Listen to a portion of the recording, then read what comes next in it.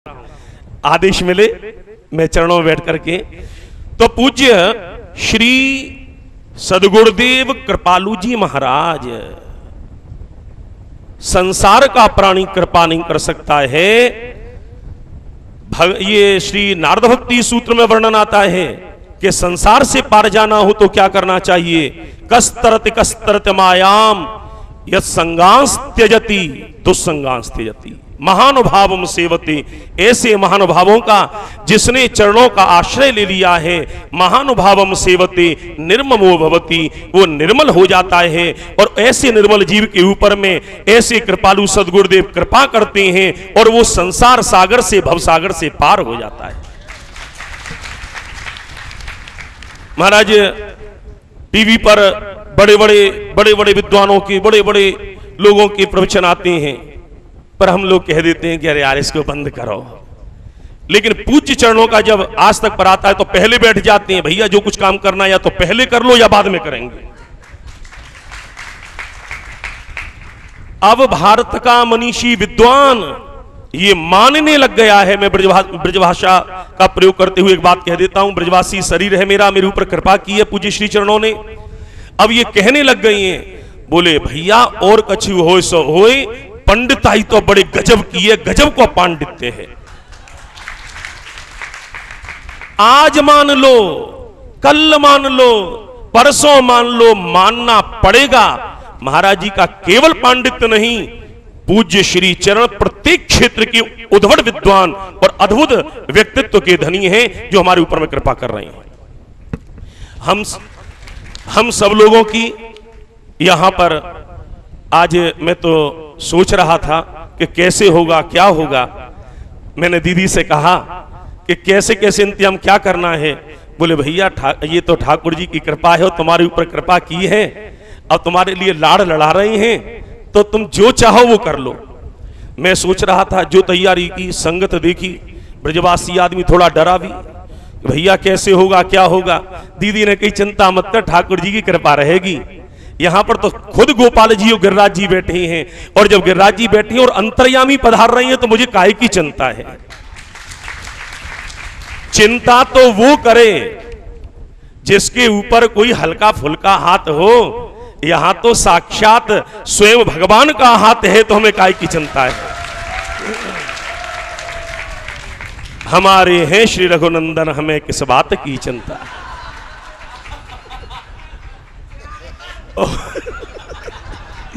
और आपको क्या बतलाऊं, आजकल के कंप्यूटर में यह सुना जाता है कि भाई कितनी रैम है, कितनी कैपेसिटी है, पर इस कंप्यूटर की बात कौन कहे।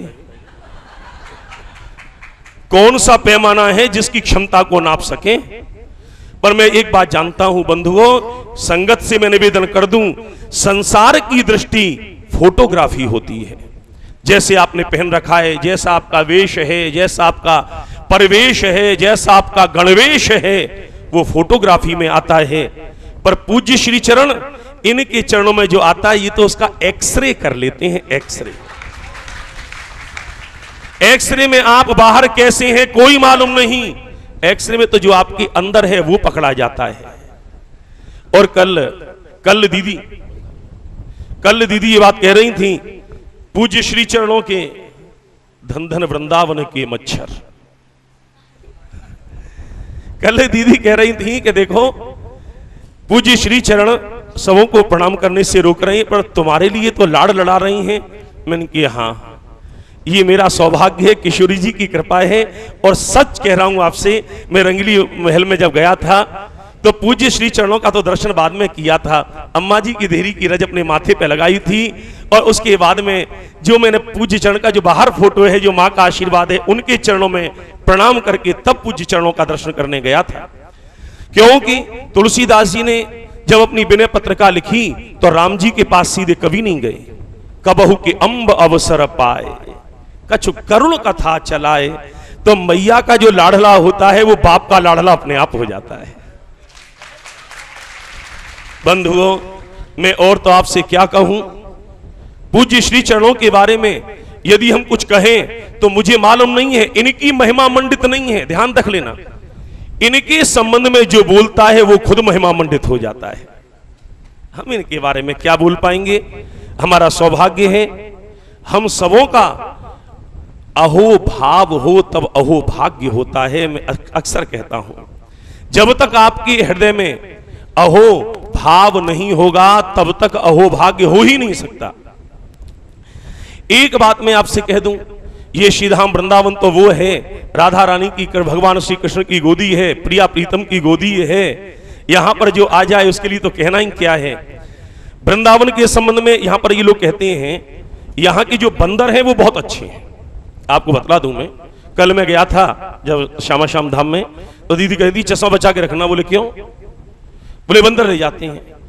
पर बंधुओं एक बात समझ लेना, यहां के बंदर बहुत अच्छे हैं, इतने योग्य हैं, इतने तगड़े पंडित हैं, इतने ज्ञानी हैं। क्यों? और यदि देखना है तो चश्मा लगा करके श्यामा श्याम धाम में, सेवा कुंज में, निधिवन में जरूर जाना। क्यों? वो चश्मा ले जाते हैं। हमने बंदरों से पूछा, भाई ऐसा क्यों करते हो? बाहर की संगत आती है और वो कहती है चश्मा ले जाते हो। तो उन्होंने कहा कि जो हम चश्मा ले जाते हैं ना, वो तो हमारे सदगुरुदेव ने ही कहा था कि यहां पर जो आए उनका चश्मा हटा देना। मैंने कहा भाई इन्होंने कब कहा? इन्होंने कहा चश्मा ले जाना। बोले हाँ।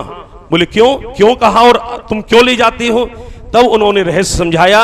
वो आज श्री चरणों के चरणों में बैठ करके मैं बोल रहा हूं। उन्होंने कहा कि जो बाहर से दुनिया आती है और जो चश्मा लगा करके आती है वो संसार का दर्शन करती है। वृंदावन में आकर तो श्यामा श्याम का दर्शन करना है ना। तो हम बंदर भी ये जानते हैं इनकी कृपा से कि ये जो चश्मा लगा है उससे तो जगत का दर्शन होता है। इसको हटा करके ऐसे सदगुरुदेव की चरणों की रज लगाओ, तब जगन्नाथ का और श्यामा श्याम का दर्शन हो। ऐसे महापुरुषों का दर्शन आज हमें प्राप्त हो रहा है। अब हम और ज्यादा क्या कहें, अब हम तो सुनना चाहेंगे, पूज्य श्री चरणों की वाणी का आनंद लेना चाहेंगे। क्यों? हम पिपासु हैं। मैं पूज्य महाराज जी की कई कैसेटों को जब सुनता हूं तो कागज और पेन लेकर बैठता हूं। अब 73 उपनिषद तो मैंने वहां पर जाकर देखा नहीं। अरे बना बनाया यदि रबड़ी का मामला मिल जाए तो कौन उसको घोटे? दूध को घोट कर कढ़ैया में कौन उसकी रबड़ी बनाए? हमें तो रबड़ी मिल जाती है तो उसे खा लेते ब्रजवासी हैं महाराज। हमारा ठाकुर भी नंद भवन से बनाकर लाता था, लाते भेजती थी मैया, लाते थे ठाकुर और खाते थे ब्रजवासी। तो 73 उपनिषद 4, 10, 13 याद कर लेते, श्लोक याद कर लो, संख्या याद कर लो। बोले कौन की कृपा है? बोले उनका चेला है। अजी मौज रहती है, इससे ज्यादा और क्या कहें। हम पूज्य श्री चरणों के चरणों में प्रणत होकर के निवेदन करेंगे। जो यहाँ पर कीर्तन होता है, हम लोग तो क्या कहें, हम तो कीर्तन के दीवाने हैं। ओरे जादूगर, ओरे जादूगर। हमने वो द्वापर के जादूगर को नहीं देखा, लेकिन हमने इन जादूगर को देखा है। इन जादूगर को देख करके हम अनुमान लगा सकते हैं और देख रही हैं। अरे महाराज, हम कथा करते तो इतनी के आधी भीड़ नहीं होती है, और जिनके सुबह के केवल चरण पधरामणी होगी, और उसमें इनके जो लाडले हैं। मैं एक खाली निवेदन कर देता हूं, आप अपने लिए अपना मूल्यांकन कर लें। ये किशोरी जी की बगीची के फूल हैं, बगिया के फूल हैं, और इस किशोरी जी के बगिया के फूलों को सींचने वाले, इस बगिया को सींचने वाले पूज्य हमारे सदगुरुदेव भगवान हैं। अपनी बगिया को देखकर कितने प्रसन्न होते हैं, ये तो आप इनके चेहरे से समझ सकते हैं। कष्ट पा करके भी ये अपने भक्तों को सुख देते हैं। इन्हीं शब्दों के साथ मैं वाणी को विराम देता हुआ, चरणों में प्रणाम करता हुआ, नमन करता हुआ, वंदन और अभिनंदन करता हुआ प्रार्थना करता हूं कि अपनी वाणी का अमृत हमारे कर्ण कोहरों में प्रविष्ट करवाने की कृपा करें।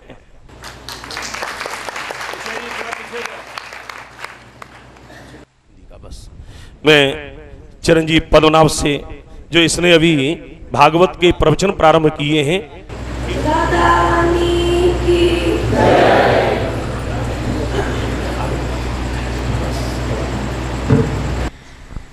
सच्चिदानंद रूपाय विश्वोत्पत्त्यादि हेतवे तापत्रय विनाशाय श्री कृष्णाय वयम नमः। देखिए, श्रीमद् भागवत के प्रारंभ में केवल श्री कृष्ण को ही नहीं, श्री राधा रानी सहित श्री कृष्ण को प्रणाम किया गया है। श्री माने श्री राधा एक ही ज्योति दो भागों में विभक्त हो रही है। भाई मेरे, श्री राधा और श्री कृष्ण में निमिष मात्र भी भेद नहीं है। जो कहते हैं हम श्री राधा के भक्त हैं, श्री कृष्ण के नहीं, और जो कहते हैं हम श्री कृष्ण के भक्त हैं, श्री राधा के नहीं, वह श्री राधा और श्री कृष्ण दोनों के ही अपराधी हैं। श्रीमद् भागवत में राधा और कृष्ण की युगल रूप की उपासना बताई गई है। तस्मात् ज्योतिरभूद्वेधा Radha Madhav रूपकम। Cognition of truth is knowledge, but the love of truth is devotion. सत्य की प्रतीति ज्ञान है, किंतु सत्य के प्रति प्रेम भक्ति है।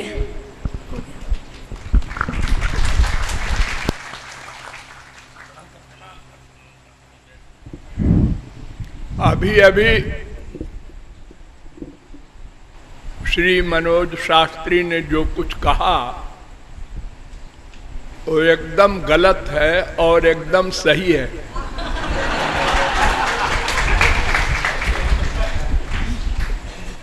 गलत इसलिए है कि मैं तो इन ब्रजवासियों की कृपा का भिखारी हूं। मुझे इतना बड़ा सौभाग्य नहीं मिला कि मैं सदा ब्रजवास करूं, लेकिन ब्रज संबंधी विषय को मैं संपूर्ण विश्व में प्रसारित करता हूं। ये सेवा अवश्य कर रहा हूं। तो इन्होंने जो कुछ ये लंबी लंबी बातें की वो इनका स्वभाव है, ब्रजवासियों का ये स्वभाव है। भागवत में कहा गया है सर्वोच्च कक्षा के महापुरुष जो है, भागवत जो है, वो सर्वभूतेषु यः पश्येत् भगवत भावमात्मनः भूतानि भगवत्येष। वो भागवतोत्तम है जो सर्वत्र भगवत भावना रखे। उसे कहीं और कोई निकृष्ट वस्तु, माइक वस्तु दिखाई ही न पड़े। इसलिए इनके दृष्टिकोण से और इनकी पर्सनैलिटी के अनुसार सब ठीक है। और एक बात और है कि माना कि मैं 0/100 हूं, लेकिन एक ब्रज का महापुरुष अगर कुछ कह दे तो भगवान को वैसा ही बनाना पड़ेगा।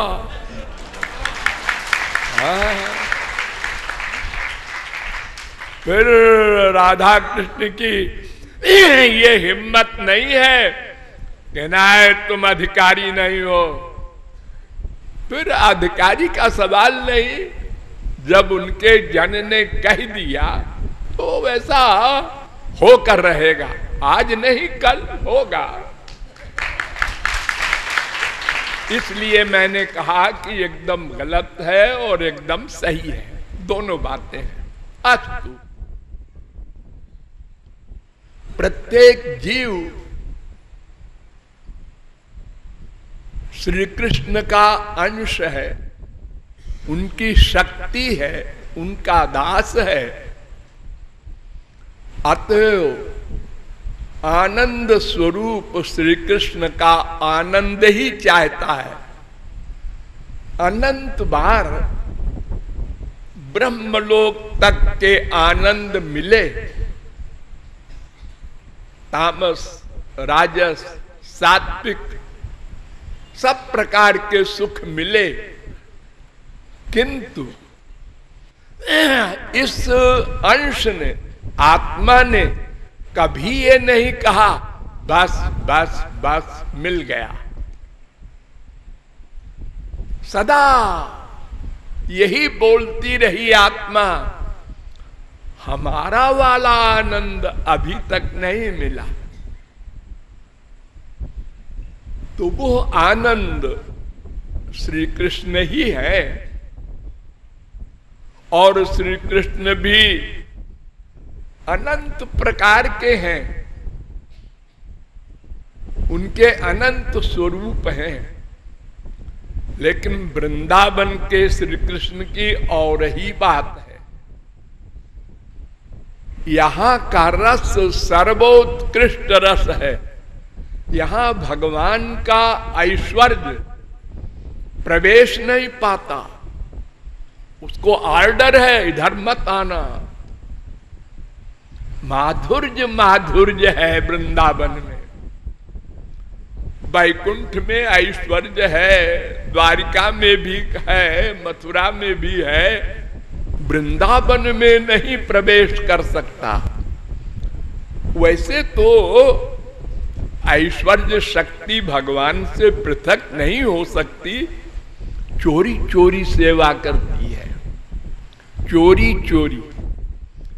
जैसे कोई पति नाराज हो जाए श्रीमती से, तो पतिव्रता स्त्री चोरी चोरी सेवा करती है। ऐसे ही ये ऐश्वर्य शक्ति भी रहती है सदा साथ, लेकिन स्पष्ट रूप से प्रकट होकर नहीं रहती। जब यशोदा मैया ने बांध दिया और ठाकुर जी के पिटने की नौबत आ गई, तो ऐश्वर्य शक्ति ने कहा है तो मेरे स्वामी पिट जाएंगे, और ये मैया तो माधुर्य भाव में सराबोर है, ये तो जानती मानती नहीं ये ब्रह्म है। तो उसने अपना काम चोरी से कर दिया, विराट रूप दिखा दिया, सब उल्टा हो गया। भगवान ने आंख दिखाया, ए तू क्यों आ गई, सारी करके भागा। ऐश्वर्य, यहां भगवान भक्त बनकर रहते हैं, भक्त भगवान बनकर रहता है, सब उल्टा है। वेद कहता है वो परम स्वतंत्र है, हाँ, सर्व कारण कारणम तमीश्वराणाम परमं महेश्वरम तम देवतानाम परमंच दैवतम पतिम पतीनाम परमं परस्तात्। वेद कह रहा है, श्वेताक्षरोपनिषद 6-7। वो सब ईश्वरों का ईश्वर, सब पतियों का पति, सब उपास्यों का उपास्य, सब उसके अंश है।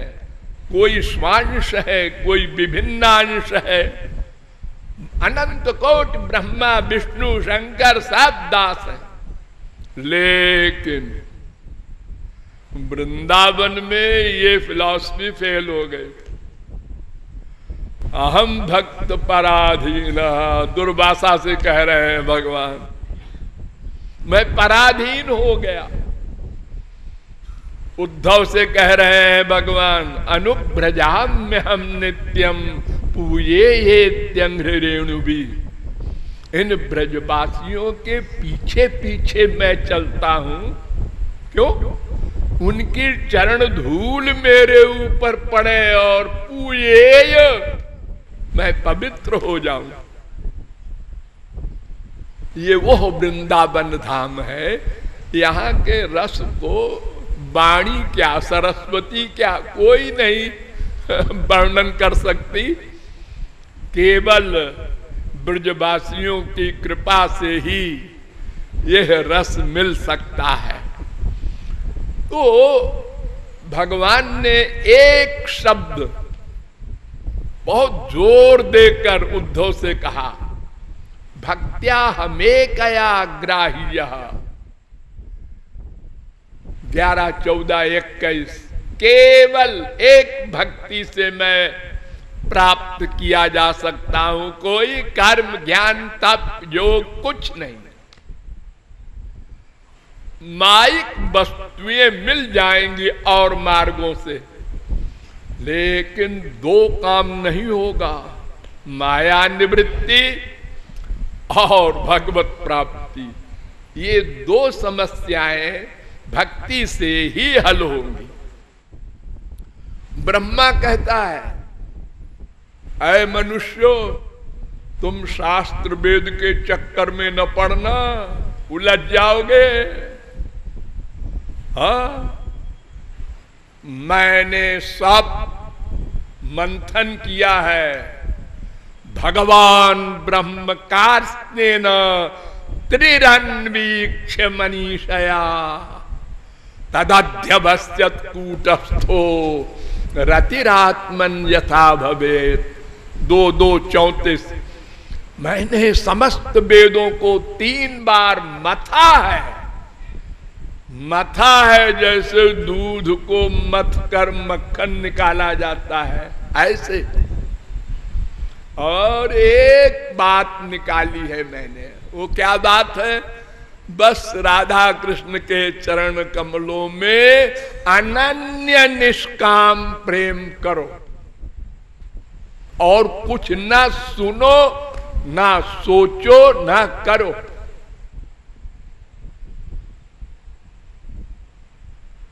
ये ब्रह्मा कह रहा है, वेद व्यास कह रहे हैं, आलोड्य सर्वशास्त्राणि विचार्य च पुनः पुनः इदमेकम सुनिष्पन्नम ध्येयो नारायणो हरि।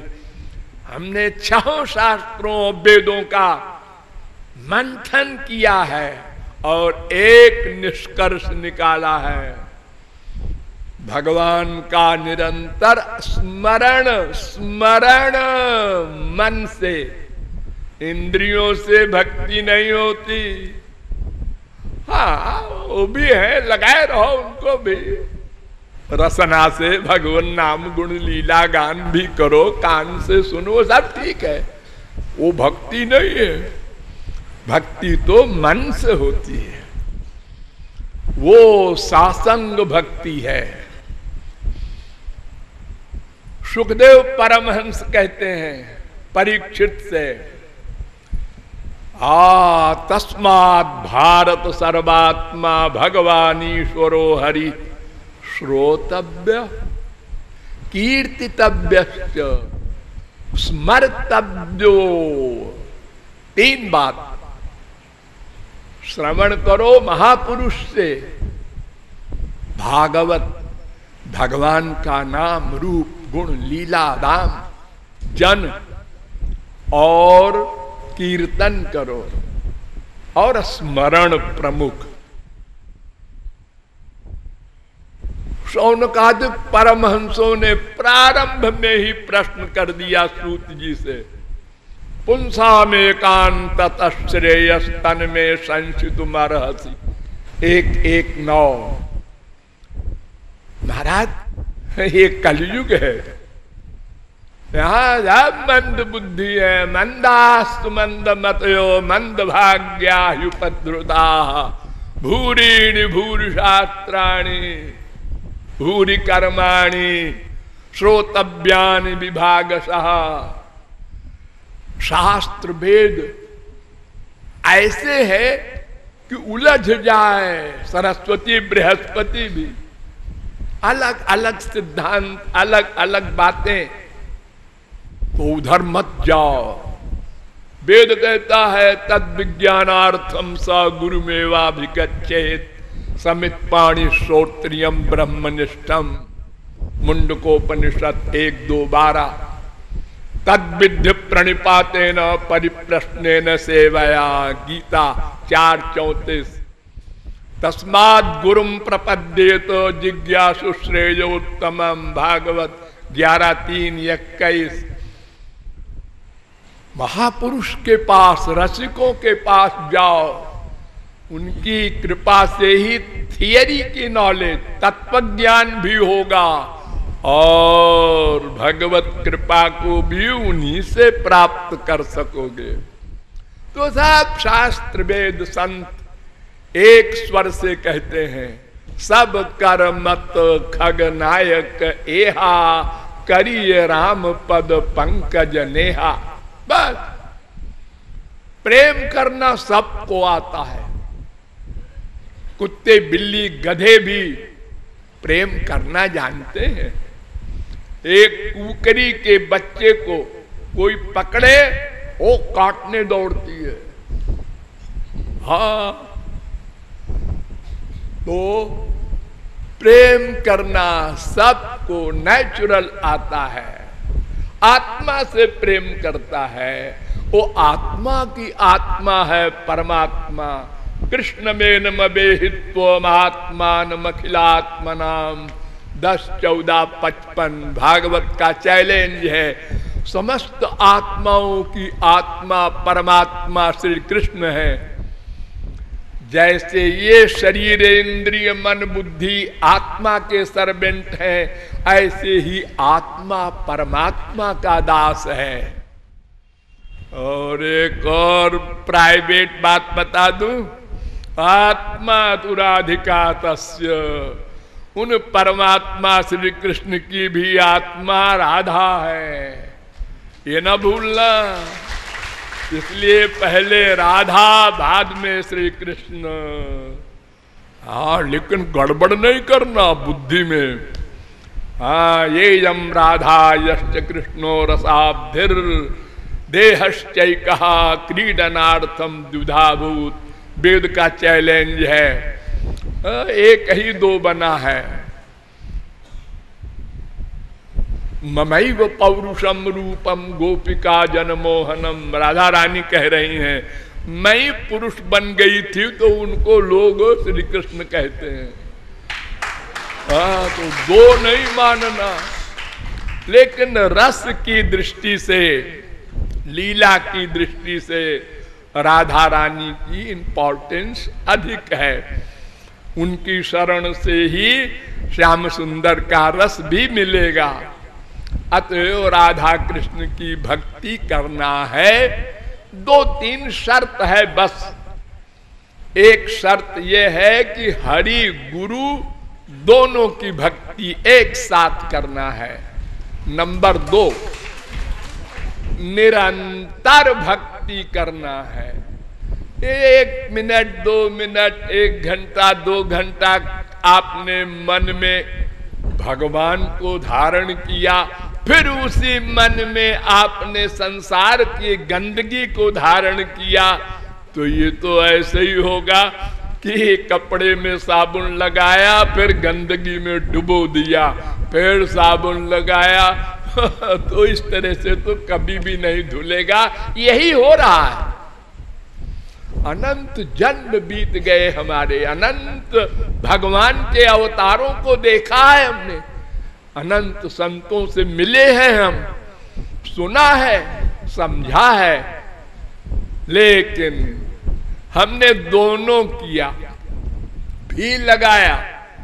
भगवान भी हमारे हैं, संसार भी हमारा है। अरे भी को हटाओ, ही लगाओ, तमेव शरणं गच्छ। गीता का चैलेंज। तमेव विदित्वा मृत्युमेति, वेद का चैलेंज। एव शब्द है। तस्मात् त्वमुद्धवोत्सृज्य चोदनाम प्रतिचोदनाम प्रवृत्तंच निवृत्तंच श्रोतव्यम श्रुतमेव च माम एकमेव। इतना जोर दे रहे हैं भगवान उद्धव से, माम एकम और एव भी। अरे एव काहे को बोल रहे हो, फिर एकम है तो बात खत्म।